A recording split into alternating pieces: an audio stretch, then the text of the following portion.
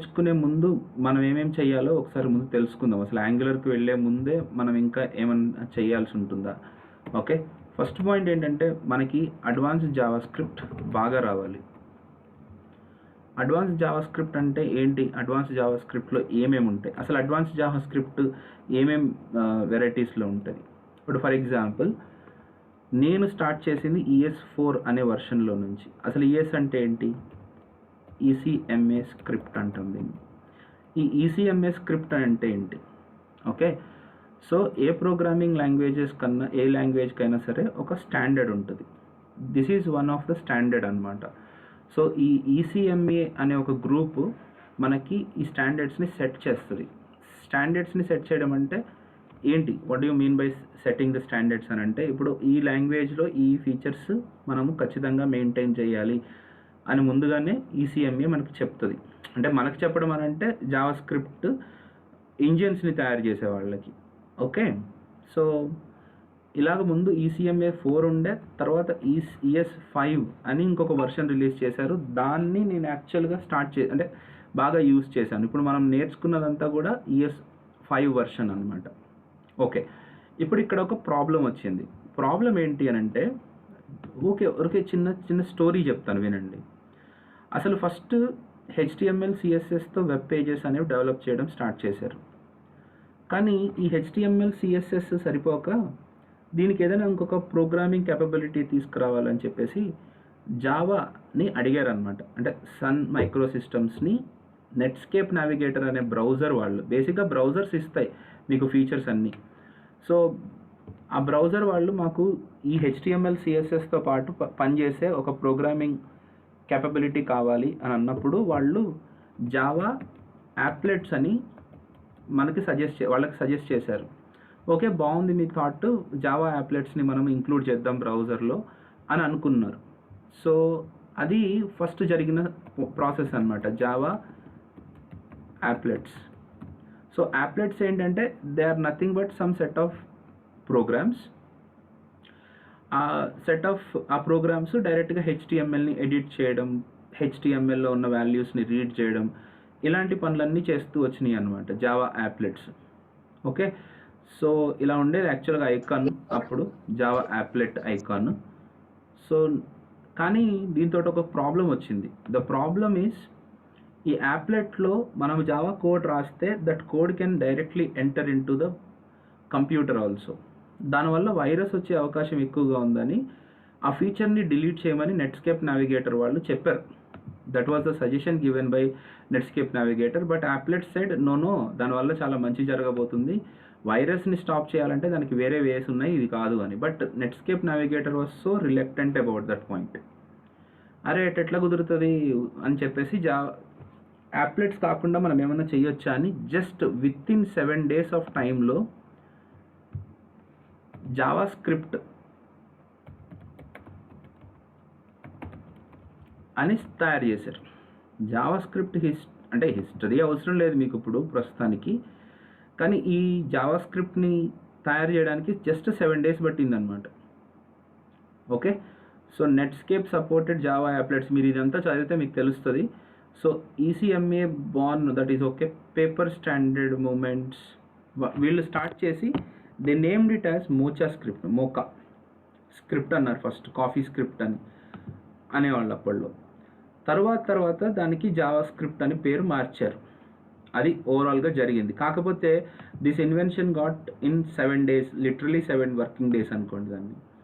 కానీ 7 working daysలో ఏమంత పెద్ద గొప్ప అయిపోతుంది చెప్పండి. అప్పుడు ఏంటంటే Java script was purely to interact with HTML and CSS, some validations, ఇంతే దీని పని, అంతకుమించి అది ఎందుకు పనికిరాలే. బట్ స్లోగా ES5కి వచ్చేసరికి దీంతో పాటు చాలా మంచి కాన్సెప్ట్స్, ఎందుకంటే అదే టైంలో మీకు గూగుల్ కానీ మన ఎస్పెషలీ గూగుల్ అండ్ ఫేస్బుక్ అనుకోండి, ఫేస్బుక్ చాలా పాపులర్ అవుతూ వచ్చినప్పుడు వాళ్ళు జావా స్క్రిప్ట్ మీద ఎక్కువ కాన్సన్ట్రేట్ చేశారు. ఈవెన్ ట్విట్టర్ కూడా. ఇవి 3 చాలా కాంట్రిబ్యూట్ చేసినాయి జావా స్క్రిప్ట్కి యాక్చువల్గా. అంటే వాళ్ళు ఇంకా కొత్త ఫీచర్స్ని ఇంప్లిమెంట్ చేయించాలి అని చెప్పేసి ట్రై చేసినాయి. Obviously Google released a beautiful browser called chrome, మనం యూజ్ చేస్తున్న బ్రౌజర్. ఓకే, ఫేస్బుక్, ట్విట్టర్ కూడా చాలా వర్క్ చేసి జావా స్క్రిప్ట్ని ఇంప్రూవ్ చేసుకుంటూ వచ్చినాయి అనమాట. దానికి రీజన్ వచ్చేసి ఎస్పిఏ. ఎస్పిఏ అంటే ఏంటి? Single page application. ఓకే, అంటే నేను చెప్తాను కొద్దిసేపు అయిన కొన్ని రోజుల తర్వాత చెప్తాను ఆ పాయింట్ని. కాకపోతే సింగిల్ పేజ్ అప్లికేషన్స్ అనేవి ప్యూర్లీ జావా స్క్రిప్ట్ యాప్స్ అన్నమాట ఇవి. సో కంప్లీట్ అప్లికేషన్ని జావా స్క్రిప్ట్లో డెవలప్ చేయడం అనేది స్టార్ట్ చేశారు. అరే భలే ఉంది జావా స్క్రిప్ట్లో డెవలప్ చేయడం.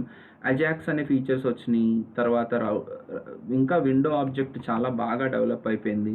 ఇలా కొన్ని ఫీచర్స్ వచ్చిన తర్వాత జావా స్క్రిప్ట్ యూజ్ పెరిగిపోయింది. అప్పటి వరకు ఏదో ఎక్కడో దాని ఏమంటారు, second hero, comedian roles play చేసే పర్సన్ సడన్గా మాస్ హీరో అయిపోయింది JavaScript. It has become vast improvement అనమాట. అయితే ఆ జావా స్క్రిప్ట్కి ఉన్న ఫీచర్స్ సరిపోయేవి కాదు. అది గెటింగ్ మై పాయింట్. జావా స్క్రిప్ట్లో ఉన్న ఫండమెంటల్ ఫీచర్స్ పెద్ద పెద్ద అప్లికేషన్స్ని తయారు చేయడానికి సరిపోయేది కాదు. ఎస్పెషల్లీ అజాక్స్ని ఫుల్ ఫ్లెడ్జ్డ్గా యూజ్ చేసుకునే లెవెల్కి లేదనమాట. అంటే ఇది ఎలా ఉంటుంది అని అంటే పెద్ద సినిమా కానీ మ్యూజిక్ డైరెక్టర్ లేడన్నట్టు ఉండేది పరిస్థితి. ఓకే, సో ఫైనల్గా మంచి ఫీచర్స్ తోటి 2015లో మనకి ఎక్మాస్క్రిప్ట్ వాళ్ళు ES6ని రిలీజ్ చేశారు. ఈ ES6 అని అంటే ఏంటి అని అంటే జావా స్క్రిప్ట్లో ఇంకా కొన్ని కొత్త ఫీచర్స్ అనమాట. లైక్ డీస్ట్రక్చరింగ్, తర్వాత అడ్వాన్స్ ఫంక్షన్స్, ప్రామిసెస్,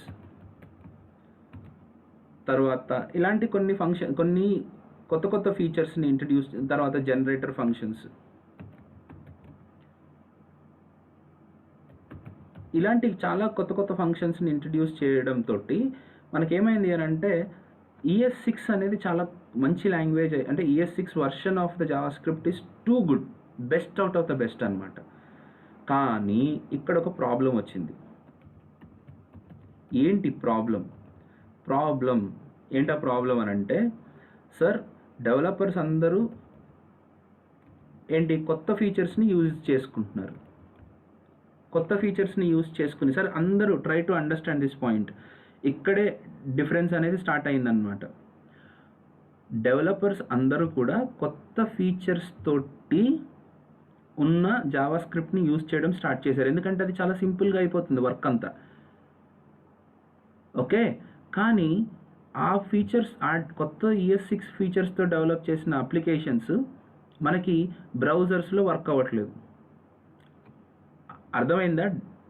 ఇప్పుడు ఇది ఎట్లా ఉంటుంది అని అంటే, నేను చాలా పెద్ద ఫ్రిడ్జ్ని తయారు చేసేసాను. I have created a wonderful fridge.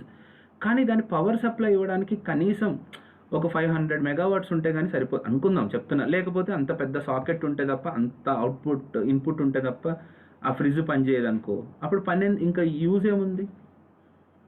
Are you getting my point? So features super ఉన్నాయి, వాటిని యూజ్ చేసుకుంటే చాలా బాగుంటుంది.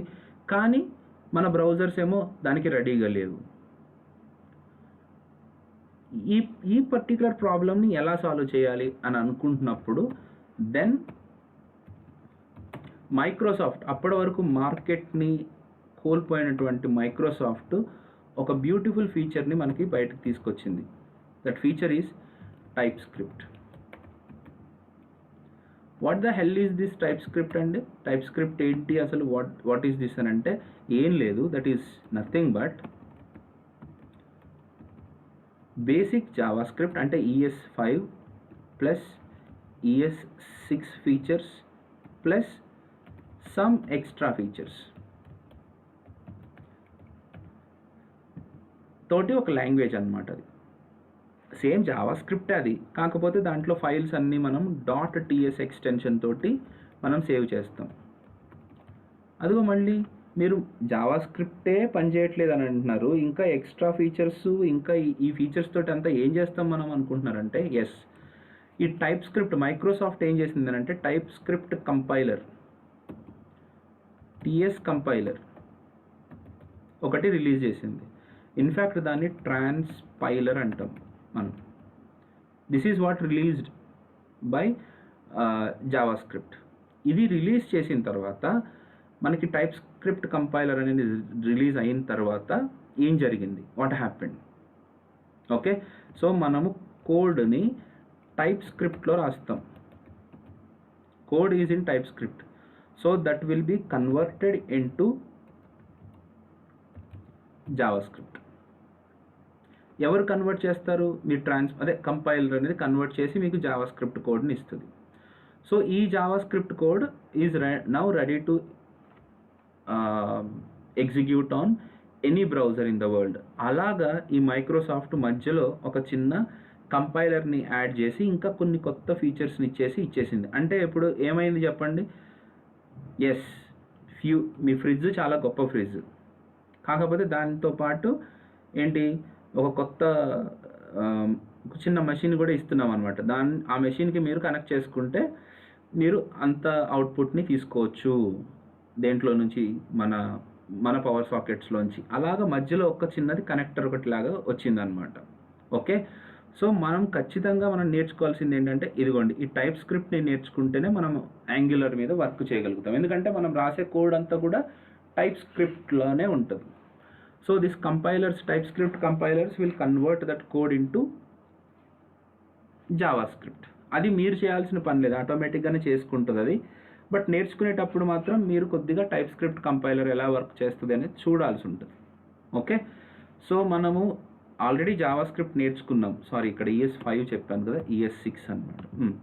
ఇప్పుడు ES6లో ఏమేమి ఫీచర్స్ ఉంటాయో మనం చూసేయగలిగితే then we can go to the TypeScript extra features. అప్పుడు మనం రెడీ అయిపోతాం అనమాట. Okay, so let us start working on what are the ES6 features. చూడండి, ఇప్పుడు ఇక్కడ ఇది నా రెగ్యులర్ వెబ్సైట్. నేను దీంట్లో ఉన్న ఫీచర్స్ని వరుసగా చెప్పుకుంటూ వెళ్ళిపోతూ ఉంటాను. సో ఏమేమి కొత్తగా ఫీచర్స్ ఏమేమి వచ్చినాయి మనకి? Let const, default spread rest operators, destructuring, template strings, enhanced object. Template strings last క్లాస్లో నేను కొద్దిగా ఇంట్రడ్యూస్ చేశాను, ఈరోజు దాన్ని సెట్ చేసేస్తాను మీకు. ఎన్హాన్స్డ్ ఆబ్జెక్ట్ లిటరల్స్, ఇప్పటి వరకు మనం చూసిన ఆబ్జెక్ట్ లిటరల్స్ కంటే ఇంకా కొత్త ఫీచర్స్ వచ్చినాయి. Arrow functions, classes, iterators, for of అనే ఒక కొత్త లూప్ వచ్చింది. జనరేటర్స్, యూనికోడ్ ఇవన్నీ అవసరం లేదు. Modules, module loaders, map sets, week maps and sets, proxies, ఇవన్నీ మనం ఏం పెద్దగా చూడమండి, ఇవి అదంత అవసరం కూడా లేదు. ప్రామిసెస్, మనం ఇంకా డిస్కస్ చేస్తాం ప్రామిసెస్ గురించి. మ్యాథ్ ఆబ్జెక్ట్, నెంబర్ ఆబ్జెక్ట్, స్ట్రింగ్లో, అరేస్లో కొన్ని కొత్త ఫీచర్స్ వచ్చినాయి. ఓకే, సో ఇవి బేసిక్గా మనము చెప్పుకునే కాన్సెప్ట్స్ అనమాట. మిగతావి ఎక్కువగా వాడట్లేదు, మేబీ ఇన్ ద ఫ్యూచర్ అవన్నీ డెప్రికేట్ అయిపోవచ్చు. బేసిక్గా రిఫ్లెక్ట్ API ఇవన్నీ అంత పెద్దగా వాడట్లేదు. సో మోస్ట్లీ మనము దీంట్లో 80% ఆఫ్ ద ఫీచర్స్ని కవర్ చేసుకుంటాం. ఓకే, ఇవన్నీ చెప్పేయడానికి ఏం ప్రాబ్లం లేదు, కానీ దాని యూస్ కేసెస్ లేవు మా దగ్గర ప్రస్తుతానికి. సో ఎక్కడి నుంచి స్టార్ట్ చేస్తాను నేను అని అంటే ఈ పాయింట్ నుంచి స్టార్ట్ చేస్తాను. So let us start ES6. So in the ES6 we have to understand what is let, what is const, what is var. And మీకు ఈ పర్టికులర్ పాయింట్ మీద క్వశ్చన్ లేకుండా మీకు ఇంటర్వ్యూ కంప్లీట్ అవ్వదు. Minimum the very basic question is what is the difference between var, let and const. Okay, so నా experience చెప్తున్నా. నేను first react ఇంటర్వ్యూకి వెళ్ళినప్పుడు ఫస్ట్ క్వశ్చన్ ఏంటంటే, నా ఫస్ట్ 2018-17 వెళ్ళినప్పుడు ఏం అడిగారు నన్ను అంటే వెళ్ళడం అని కాదు, ఆన్ కాల్ అని సింపుల్గా what is the difference between let, const and var. Okay, so నేను ఒక 5 minutes ఎక్స్ప్లెయిన్ చేశాను. రెండో క్వశ్చన్ వచ్చేసి వాట్ ఈస్ దిస్ ఆపరేటర్ ఎట్లా వాడతారు, what is arrow function. Fourth question వచ్చేసి ఒకటే క్వశ్చన్, ఫోర్త్ క్వశ్చన్ ఏంటంటే when do you join the company. అంతే. ఎలా ఉంటుంది అంటే అప్పుడు కాబట్టి వీటితో సరిపెట్టారేమో, కాకపోతే వాటిని చెప్పేటప్పుడు అంత క్లియర్గా కనుక చెప్తే మీకు చాలా క్లారిటీ ఉంది అనేది మనం తెలుసుకోగలుగుతాం. So mostly whenever you are doing something you should express that I have the clarity on what I'm doing. అది మీకు చాలా ఇంపార్టెంట్ పాయింట్. ఓకే, సో ఆ క్లారిటీని తెచ్చుకుందాం. స్కోప్ ఇవన్నీ కాదండి, వీటితో పాటు ఇంకా చాలా విషయాలు మనం తెలుసుకోవాలి. సార్ నేను విజువల్ స్టూడియో కోడ్లో రాయకుండా దీంట్లో రాస్తున్నాను ఏమనుకోబాకండి.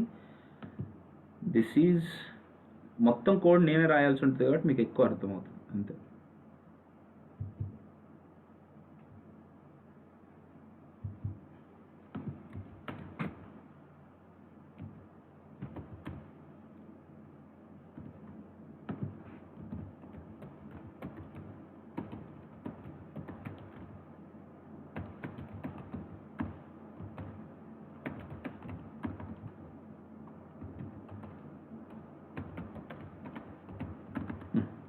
ఇక్కడ చూడండి, ఫస్ట్ వ్యార్తో ఉన్న ప్రాబ్లమ్స్ ఏంటో చూద్దాం ఒకసారి. వ్యార్ ఎక్స్ ఈజ్ ఈక్వల్ టు 100 అని అన్నాను. ఓకే, నేను డిక్లేర్ చేసింది ఇక్కడ. దీని తర్వాత ఇమ్మీడియట్గా నేను వ్యార్ ఎక్స్ ఈజ్ ఈక్వల్ టు ఇంకొకసారి 200 అన్నాను అనుకోండి. ఇది ఏమన్నది అసలు? That means you can declare multiple variables with the same name. ఇదేంటిది అసలు? ఇది చాలా ఫండమెంటల్ రాంగ్. ఇది ఒకటే వేరియబుల్ నేమ్ తోటి మీరు ఒకటే నేమ్ తోటి మల్టిపుల్ వేరియబుల్స్ని కనుక డిక్లేర్ చేస్తే it should throw an error. కానీ అక్కడ ఎర్రర్ త్రో చేయట్లేదు, అది చక్కగా తీసుకుంటుంది. కానీ ఈ ప్రాబ్లమ్ని లెట్ సాల్వ్ చేసింది. సార్ మీకేంటి సార్ ప్రాబ్లము? అది చక్కగా తీసుకుంటుంది కదా, మీరు మంచిగా వదిలేయచ్చు కదా దాన్ని అని అంటే చెప్తాను. ఎందుకు అలా చేస్తే తప్పు అని అంటే, ఇదిగోండి, identifier y has already been declared. So ఇలాంటి మల్టిపుల్ డిక్లరేషన్స్ని ఐడెంటిఫై చేయగలుగుతుంది మీ let keyword. What is it doing? Let keyword తోటి ఆల్రెడీ ఏదన్నా మీరు మల్టిపుల్ వేరియబుల్స్ని డిక్లేర్ చేస్తే ఇది ఐడెంటిఫై చేయగలుగుతుంది. ఇప్పుడు అసలు విషయం చెప్పండి సార్, ఏంది ప్రాబ్లం? ఏంది ఇట్లా మీకుంటే మీకేంటి ప్రాబ్లం? బాగా చెప్పారు సార్. మీరు పెద్ద పెద్ద అప్లికేషన్స్ రాయబోతున్నారు. మీరు for loops, while loops applications కాదు మీరు రాయాల్సింది. ఒక బ్యాంకింగ్ అప్లికేషన్ రాయాలి.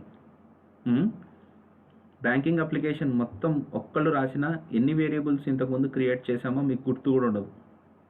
వ్యార్ ఎక్స్ వైలు అయితే మీరు 100 సార్లు క్రియేట్ చేసి ఉంటారేమో.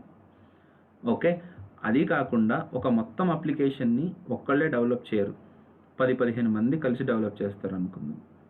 డెవలప్ చేసినప్పుడు ప్రతి ఒక్కళ్ళు డిఫరెంట్ వేరియబుల్స్ యూజ్ చేస్తున్నారన్న గ్యారంటీ ఏంటి? ఎందుకంటే అందరి కోడ్ని కలిపి నేను ఒక కోడ్లోకి తీసుకురావాలి కదా, ఒకటే బ్లాక్ కింద తీసుకురావాలి కదా. అలా ఒక బ్లాక్ కిందకి తీసుకురావాలి అని అనుకున్నప్పుడు మనకి ఇబ్బందే కదా అది, రైట్? ఒక బ్లాక్ కిందకి తీసుకొచ్చినప్పుడు ఏమవుతుంది? పైన డిక్లేర్ చేసిన వేరియబుల్ కిందకు వచ్చేసరికి అది రీడిక్లేర్ అయిపోతుంది. సో మీ కోడ్లో మల్టిపుల్ వేరియబుల్స్ సేమ్ నేమ్తో డిక్లేర్ అవుతూ ఉంటాయి. దానివల్ల మీరు అనుకున్న కోడ్ అనుకున్నట్టుగా ఎగ్జిక్యూట్ అవ్వదు. ఓకే, సరే సార్, నేను ఇక్కడ ఒక ఫస్ట్ 10 లైన్స్, ఫస్ట్ 200 లైన్స్ నా కోడ్ వర్క్ అవుతుంది. నెక్స్ట్ 200 నుంచి 400 వరకు ఇంకొకళ్ళ కోడ్ లైన్స్ వేరే వాళ్ళ కోడ్ ఉంది. తర్వాత 400 నుంచి 450 వరకు మళ్ళీ మీ కోడ్ ఉందనుకుందాం. మీరేమనుకుంటారు? ఫస్ట్ 100లో నేను ఏదైతే డిక్లేర్ చేశానో ఆ వేరియబుల్స్నే ఇక్కడ వాడుకుంటాను కాబట్టి ప్రాబ్లం లేదు అనుకుంటాడు. కానీ ఈ మధ్యలో ఇంకొకళ్ళు సేమ్ వేరియబుల్ తోటి కనుక ఎవరైనా డిక్లేర్ చేశారనుకో, మొత్తం బిస్కెటేగా. ఇక్కడికి వచ్చేసరికి దిస్ ఈజ్ ద ప్రాబ్లం. ఇక్కడ ప్రాబ్లం అండి, ఫస్ట్ ప్రాబ్లం ఇక్కడ వస్తుంది. ఇలాగ కాకుండా ఉండాలంటే ముందు ఒకవేళ సేమ్ వేరియబుల్ తోటి కనుక మీరు ఫస్ట్ 50 లైన్స్లో ఎక్కడైనా చేసినా, తర్వాత ఇంకొకళ్ళు కూడా అదే వేరియబుల్ నేమ్ తోటి కనుక డిక్లేర్ చేస్తున్నప్పుడు ఆ మర్జింగ్ ప్రాసెస్ అంటారు, దాన్ని బండ్లింగ్ అనుకోవచ్చు, కంపైలేషన్ అనుకోవచ్చు. ఆ ప్రాసెస్లోనే మనకి ఎర్రర్ ఉందని తెలిసిపోతుంది. This variable is already declared అనే ఎర్రర్ మనకి అర్థమైపోతుంది. ఓకే, సో అలాగా ఈ లెట్ తోటి మనము అలాంటి వేరియబుల్స్ పేర్లని మళ్ళీ మనం డిక్లేర్ చేస్తున్నట్లయితే that will throw the error. Okay, ఇది ఫస్ట్ పాయింట్. రెండో పాయింట్ చూడండి, this is not only checks whether this variable is declared under let or not. So confuse అవుతున్నారా? ఇప్పుడు లెట్ తోటే డిక్లేర్ చేశారా అనేది కూడా చెక్ అనేదే కాదు, ఆల్రెడీ వేర్ తోటి ఏమైనా డిక్లేర్ చేసి ఉన్నా సరే it will identify. X has already been declared అంటే ఇది వేర్తో డిక్లేర్ చేసిన లెట్ అనేది పట్టేసుకుంటుంది. ఆల్రెడీ ఎక్స్ తోటి మీరు ఇంతకుముందే డిక్లేర్ చేశారు, మళ్ళీ డిక్లేర్ చేయడానికి కుదరదు అని చెప్తుంది ఇది. So let basically identifies the duplication of the variable names. That is the first point you have to understand. Okay right. Sir దీనికంటే ముందు పెడితే పరిస్థితి ఏంటి? ఇవన్నీ కాంబినేషన్స్ అండి, ఇవన్నీ కాంబినేషన్స్. ఇక్కడ చూసారా లైన్ నెంబర్ 5లో కూడా చెప్తుంది identifier x has already been declared. అదేంది లెక్క? Can you understand my point? Identifier y has already, x has already been declared in line number 6. So మీరు ఏమంటుంది ఇది? Let will not allow others to declare the same variable name. అలా చేస్తే అది ఒప్పుకోవట్లేదు. Let will also correct that kind of thing.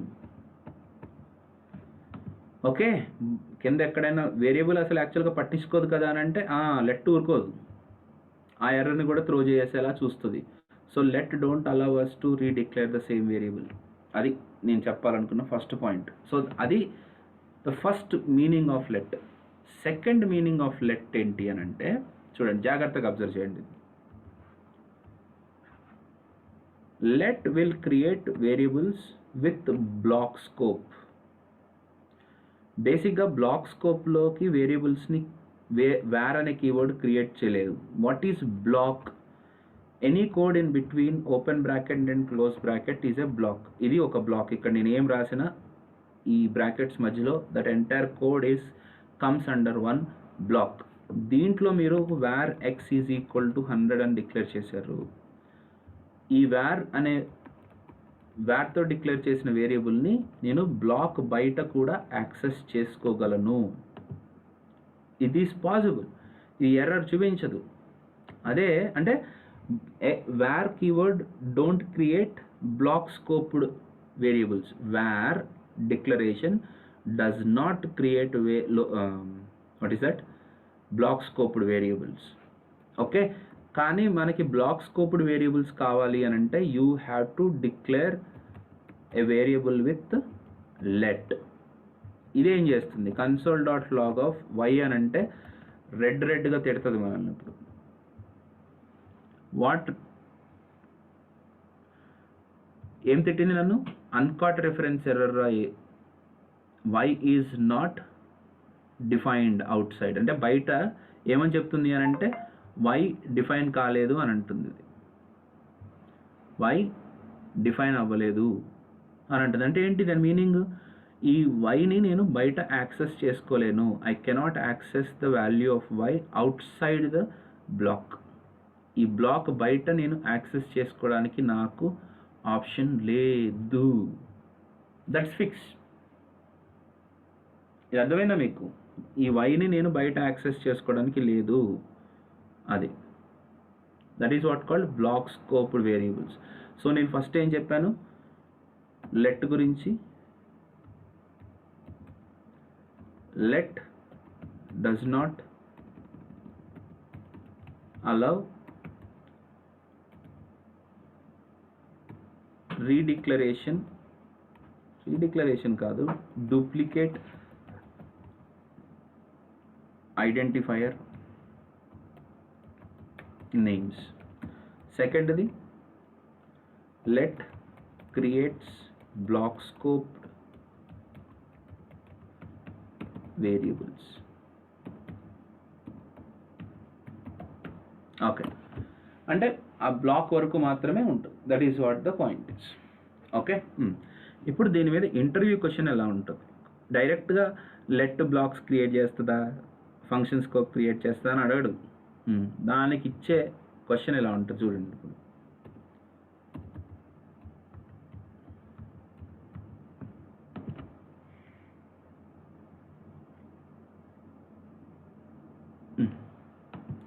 నా దగ్గర ఒక అరే ఉంది, var AR is equal to 12, 23, 34, 45, 11, 22, 33. Okay.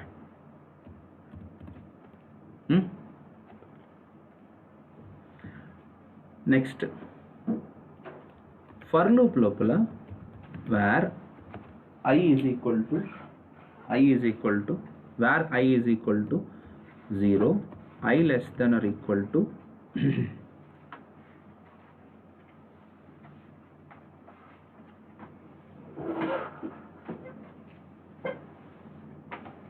I less than or equal to 4 I plus plus. ఇక్కడ నేను alert of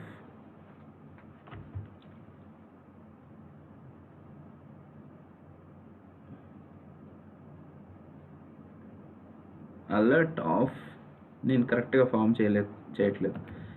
AR of I అన్నాను అనుకోండి, లేకపోతే console.log ఆఫ్ AR ఆఫ్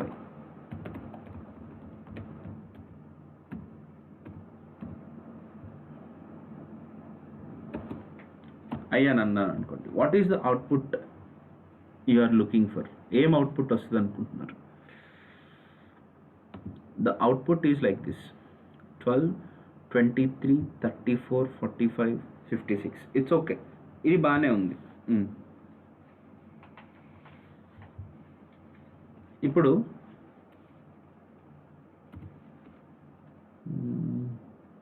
సరే,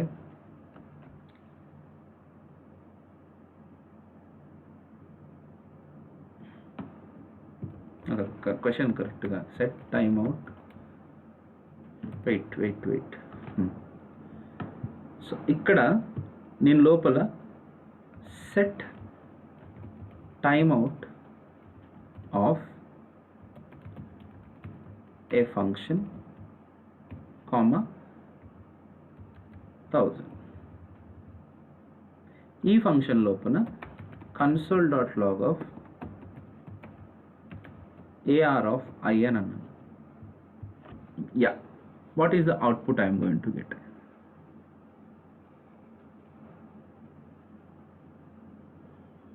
అందరూ రాయొచ్చు. ఈ క్వశ్చన్ అందరికీ ఉంది. ఇది కేవలం ఒక్కళ్ళకే కాదు. నేను కాసేపు రికార్డింగ్ పాజ్ చేస్తున్నాను, మీరందరూ ఓకే. సో మనకి కాన్స్ట్ లెట్ అనేది స్కోప్ని బైండ్ చేయగలుగుతుంది, వేర్ అనేది స్కోప్ని బైండ్ చేయలేదు. అది డిఫరెన్స్ అనేది మీకు చూపించాలని చెప్పి చూపించాను. ఇవి అండి మనం నేర్చుకోవాల్సిన, లెట్లోనే నేర్చుకోవాల్సిన పాయింట్స్. ఓకే, నెక్స్ట్ ఈ ఎగ్జాంపుల్ని జాగ్రత్తగా గుర్తుపెట్టుకోండి. Unfortunately I have not saved the recording. ఈ ఎగ్జాంపుల్ని చూస్తూ మీరు అబ్జర్వేషన్ చేయండి. ఓకే, ఐఎమ్ సారీ, నేను ఇంకా పాజ్ చేయను, రికార్డింగ్ పాజ్ చేయను ఇంకెప్పటికీ. సో ఇలాగా ఎందుకు జరిగింది? ఇక్కడ మనకి లెట్ అనే కీవర్డ్ వాడడం వల్ల I ఈ ఫంక్షన్కి బ్లాక్ స్కోప్డ్గా బైండ్ అయింది. ఓకే, అది మీరు అబ్జర్వ్ చేయాల్సింది. Okay, next we have to understand a concept called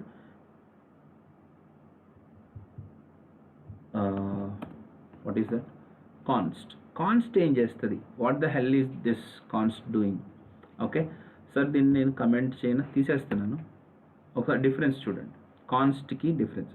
sir const exactly మీ let scope, it does not allow duplicate identifier names.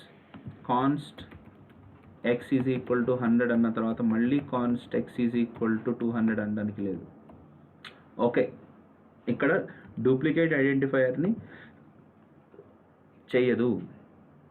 Identifier has already been declared అని క్లియర్గా చెప్పేసింది. రెండోది, the second problem with the const is const cannot be reassigned. ఒకసారి కాన్స్ట్ని కనుక మనం declare చేస్తే దాన్ని మళ్ళీ అసైన్ చేయలేము. సో ఇక్కడ ఏమంటుంది చూడండి, uncaught type error, assignment to constant variable is not possible. Assignment to constant variable, Raj Kumar యాక్చువల్గా మీకు 7 o'clock స్టార్ట్ అవుతుందండి. ఓకే, ఇది వేరే క్లాసు, ఏమనుకోకండి. So uncaught type error, assignment to constant. So మీరు ఇలాగ కాన్స్టెంట్కి ఇంకొకసారి మీరు ఎక్కడ వాల్యూస్ని అసైన్ చేయలేరు. అసలు దీని నీడ్ ఏంటి, what is the purpose? Yeah, ఇక్కడ జాగ్రత్తగా చూడండి. నేను ఇందాక మీకు 1 to 200 లైన్స్ ఒకళ్ళు రాస్తారు, 200 to 300 లైన్స్ ఇంకొకళ్ళు రాస్తారని చెప్పాను చూసారా. ఒక పెద్ద అప్లికేషన్ మొత్తం అన్నీ మర్జ్ చేసిన తర్వాత ఒక పార్ట్ ఒకళ్ళది ఉంటుంది, ఇంకొక పార్ట్ ఇంకొకటిది ఉంటుంది. అలా ఉంటుంది మర్జింగ్. మధ్య మధ్యలో కూడా ఉంటాయి ఆ మాడ్యూల్స్, ఇవన్నీ చాలా కాంప్లెక్స్ థింగ్స్ అనమాట అవి. సో మొత్తానికైతే కోడ్ మనకి మర్జ్ అవుతుంది. అయినప్పుడు ఒక చిన్న ప్రాబ్లం ఉంది, దీన్ని జాగ్రత్తగా అబ్జర్వ్ చేయండి. ఫంక్షన్ యాడ్ ఆఫ్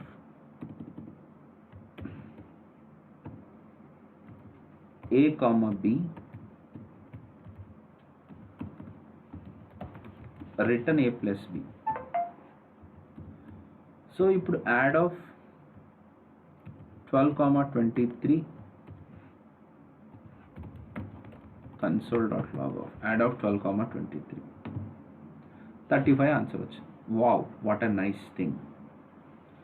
అయితే ఇప్పుడు నేను దీని కింద వేరేదేదో ఇచ్చాను. ఇది సేమ్ ఫంక్షన్ పేరుతోటి function add of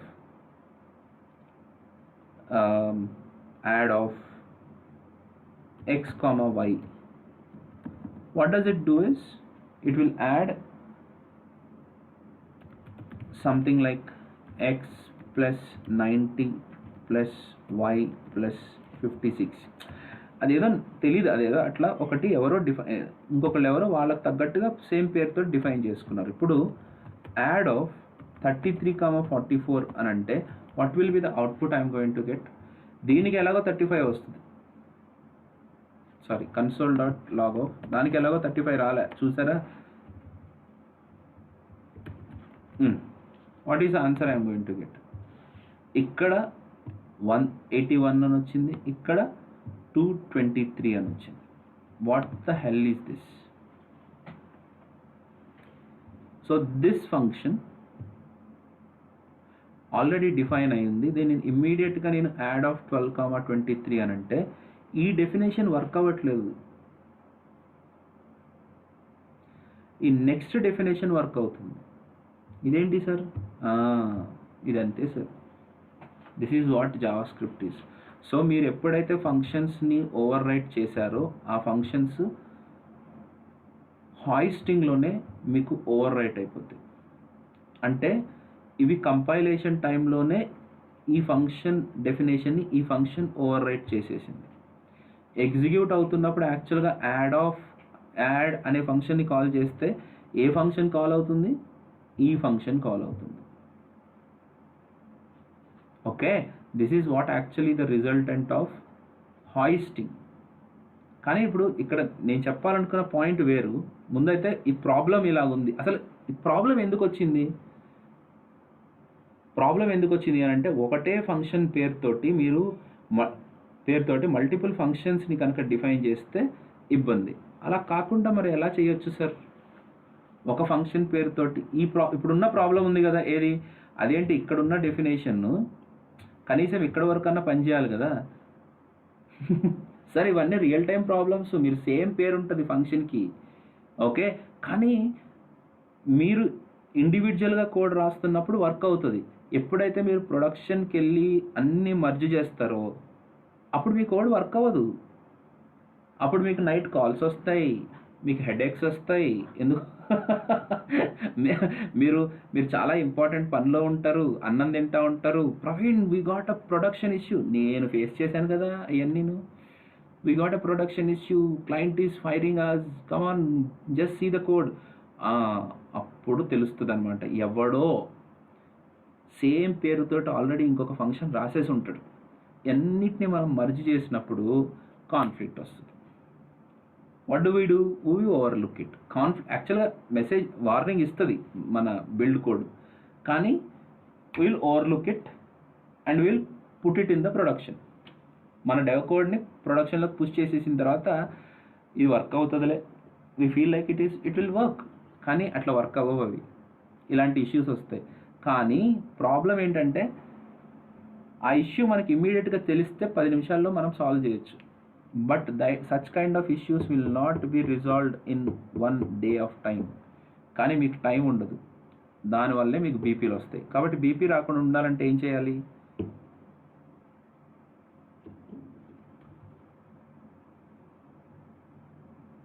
Anji, BP రాకుండా ఉండాలంటే ఏం చేయాలి అంజీ?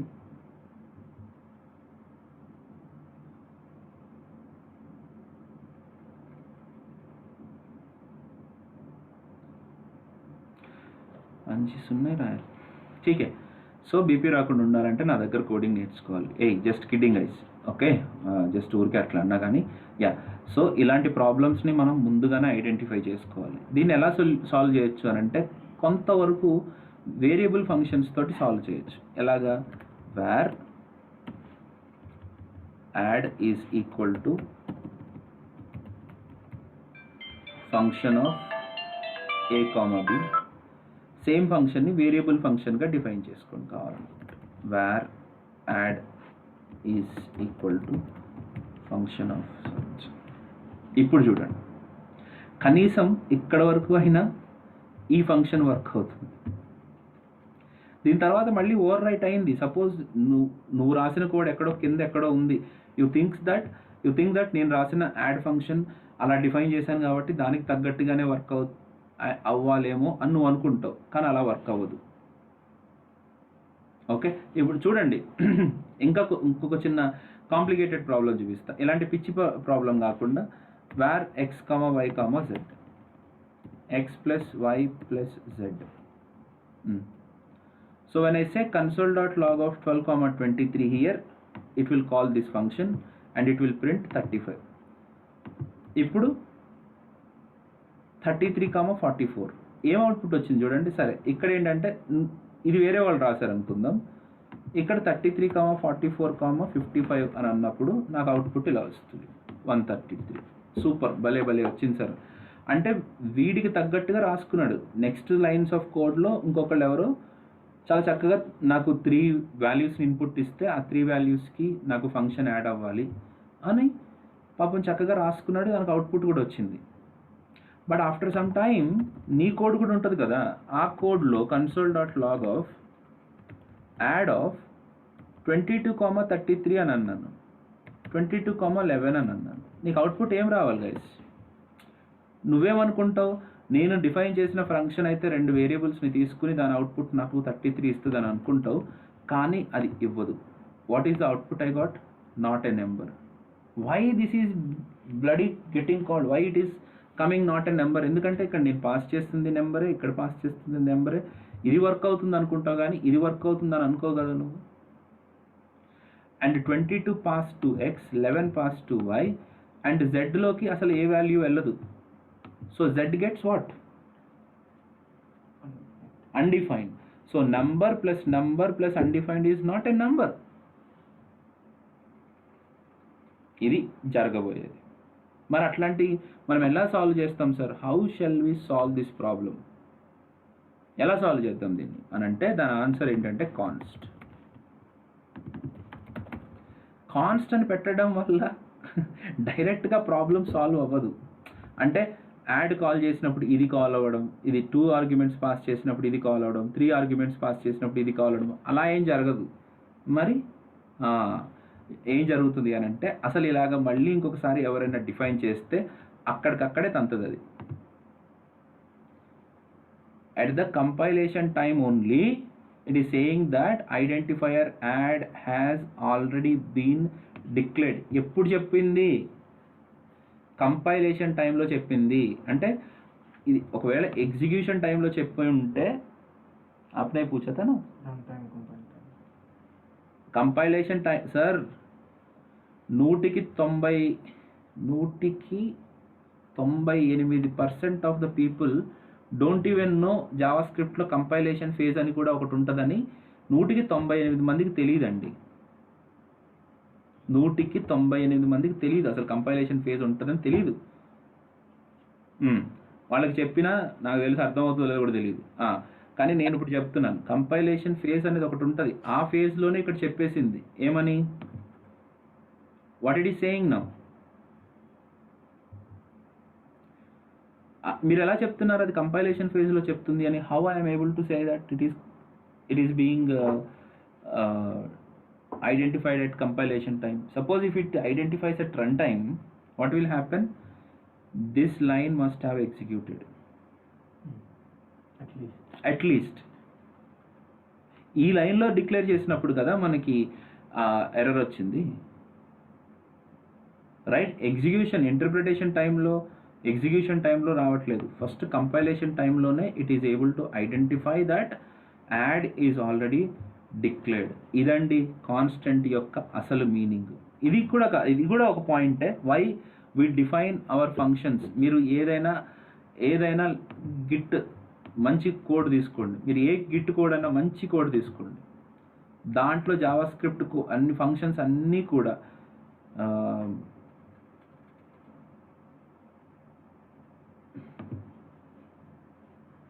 ఇది C#లో రాసేచ్చు, గో లాంగ్వేజ్లో రాసేది.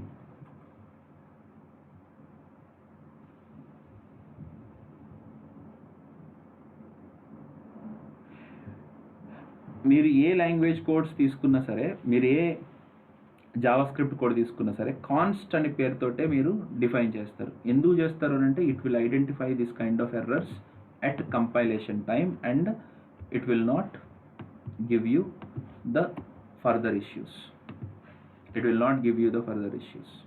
Okay, right. ఇది కాకుండా ఇంకొక చిన్న పాయింట్ ఉంది, that point I would like to mention. The point is, జాగ్రత్తగా చూడండి సార్, వీడియోలో ఉంటుంది ఈ కోడ్ అంతా. మీకు వీడియో వచ్చిన తర్వాత మీరు ఆ కోడ్ని మళ్ళీ రాసుకొని చూడండి, టెస్ట్ చేయండి. నేను ఈరోజు ఏవైతే చెప్పానో అవన్నీ మీరు ఇంకొకసారి చేసి చూసుకుంటేనే you will be able to understand. ఇప్పుడు ఇంకొక చిన్న పాయింట్ చెప్తాను, దట్ ఈస్ ఈరోజు కాదు రేపు డిస్కస్ చేస్తాను. కాన్స్ట్ అనేదాన్ని ఇమ్యూటబుల్ అని అంటాం. Const is mutable. Why? Const is mutable. Can I change the const? అంటే మరి ఇక్కడ const x is equal to 100 అని తర్వాత మళ్ళీ x ఈజ్ ఈక్వల్ టు 999 అని అంటే ఎర్రర్ చూపిస్తుంది కదా, రైట్? మరి అట్లాంటప్పుడు ఇది మ్యూటబుల్ కదా, ఇది ఇమ్యూటబుల్ కదా, దీన్ని మాడిఫై చేయలేకపోతున్నాం కదా. అలా కాదు. ఒకవేళ const is equal to an object of first name is Praveen అని అన్నాను అనుకోండి, అప్పుడు ఎక్స్ ఈజ్ మాడిఫైయబుల్. ఎక్స్ని నేను మాడిఫై చేయగలను. X dot first name is equal to Rahul. Yes, I can do that. One second.